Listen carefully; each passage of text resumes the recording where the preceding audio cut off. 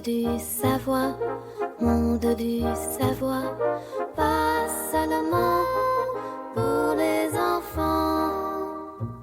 Bienvenue, chers curieux, sur l'île du savoir. Je me suis demandé ce qui rend certaines choses si précieuses.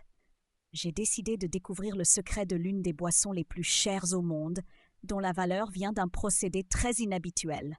J'ai invité tout le monde à explorer avec moi cette étonnante curiosité. Sur la jetée des illustrations, j'ai rencontré le vautour et le kakatoès. Ils se sont intéressés au sujet du café le plus cher.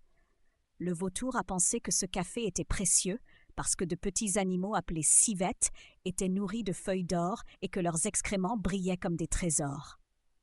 Le kakatoès, lui, a imaginé que les civettes étaient de vrais artistes qui décoraient les grains de café avec leurs crottes, chaque grain devenant une petite œuvre d'art. J'ai souri en entendant leurs idées et j'ai expliqué que même si elles étaient amusantes, le vrai secret de la valeur de ce café était tout autre et lié à un processus de digestion particulier et non à l'or ou à l'art.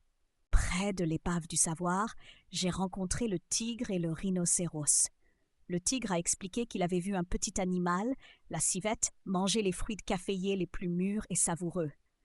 Elle choisissait seulement les meilleurs, ce qui garantissait déjà la qualité.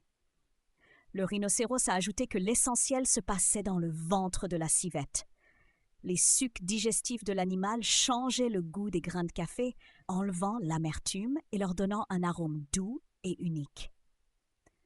J'ai résumé qu'ils avaient bien compris que le secret de ce café résidait dans la sélection naturelle des meilleurs grains par la civette et dans la fermentation particulière dans son système digestif. En haut de la tour d'observation, j'ai rencontré le crocodile et l'orang-outan. J'ai voulu tester leurs connaissances et j'ai demandé ce qu'ils savaient sur le café le plus cher du monde. Le crocodile a dit que ce café s'appelait Kopi Luwak, un nom venant d'un mot indonésien pour le café et du nom local de la civette, l'animal qui le produit. L'orang-outan a ajouté qu'après que la civette ait mangé les fruits du caféier et rejeté les grains, ceux-ci étaient soigneusement ramassés, lavés et séchés au soleil, puis enfin torréfiés. Je les ai félicités pour leur connaissance et j'ai résumé que c'est ce procédé naturel et unique dans le système digestif de la civette qui rend le café Kopi Luwak si apprécié et si cher.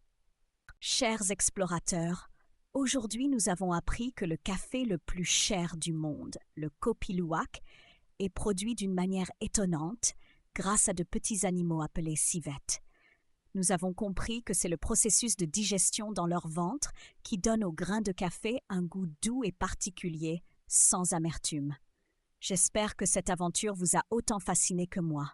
À bientôt pour de nouvelles découvertes sur l'île du savoir.